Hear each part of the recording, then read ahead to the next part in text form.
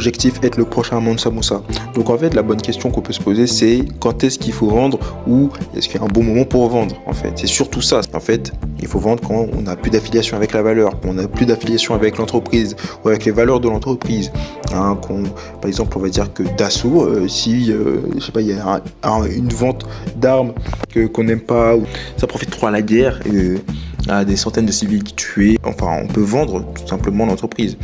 On peut très bien vendre sur du Nvidia. Bon, même si ça paraît insensé vu l'évolution de l'entreprise, on peut vendre sur du Nvidia si on se retrouve plus dans les valeurs ou quoi que ce soit.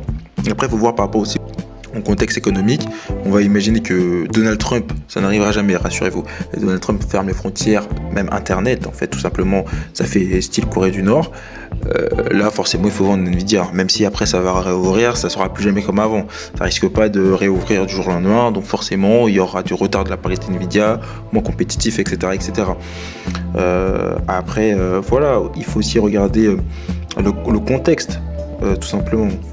Donc, le contexte de l'entreprise. Mais comme je l'ai dit, c'est très très dur de vendre au bon moment. Parce qu'on peut très bien acheter à ce moment-là en pensant que ça va monter et bam, ça descend. Voilà, ça peut descendre, ça peut monter, on peut pas prévoir exactement et ça c'est très dur. Il faut se fier à certainement son accent, mais aussi regarder si on est toujours sur la même longueur d'onde avec l'entreprise.